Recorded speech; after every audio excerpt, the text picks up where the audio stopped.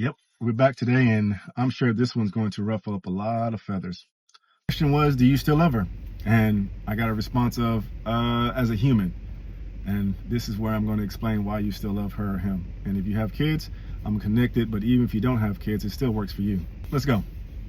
So, when you say you love your son but not his mother, you've already created a break in his reflection. To deny her is to deny half of what gives him life. And if you deny that, you've separated from the very source that made all of you. That's why the Father said, love thy neighbor, not love selectively. He didn't say, accept the one who hurt you or the one who left. He said to love them because love is not an emotion. It's alignment with the source itself. When you want to help your son change, you first have to see what he mirrors from you.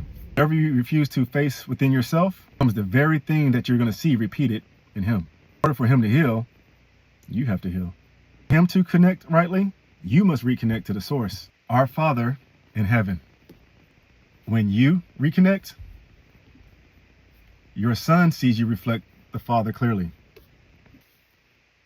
And then that opens up the path for him to transform through you. You see, this isn't just about family, it's about divine order. The Father connects to you, you connect to your son, and your son connects back to him. It's a circuit of love, and every link matters. If you love your son completely, then you must love every part that shaped him, especially the part that came from his mother. You don't have to return to her emotionally or physically. No, not at all. But you must honor that what came through her by the Father was used to form him. And that's the very reason why you still love her. Not from memory or desire, but understanding. Now, for the hypothetical, and let's just say, what if the integer partitions of 99 is where understanding folds back into itself? Like a mirror realizing that it's more than just a reflection. Now, the hypothetical was set up to show that every thought is unique. But your thought of uniqueness is that 1% of 100, and there's a 99 other possibilities. And because you chose that 1%, don't think that it's linear. There's a lot of different ways to get to a point of thought. There's a lot of different ways to get to where you're understanding yourself. So don't consider yourself of always being true in absolute, because even in absolute, depending on who's perceiving it, it has to change. It's revelation.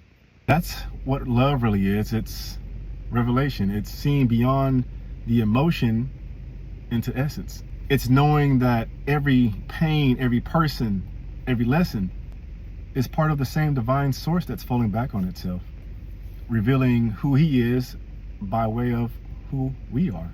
When the serpent said, you shall not surely die, he was speaking to the illusion of separation. The lie that you could disconnect from the source and remain whole.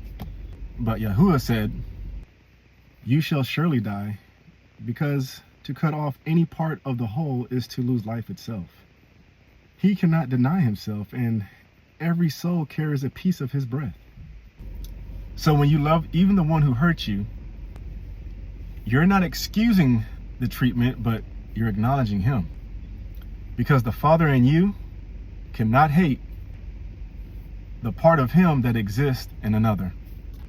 That's why love has no exception, and that's why you still have to love her.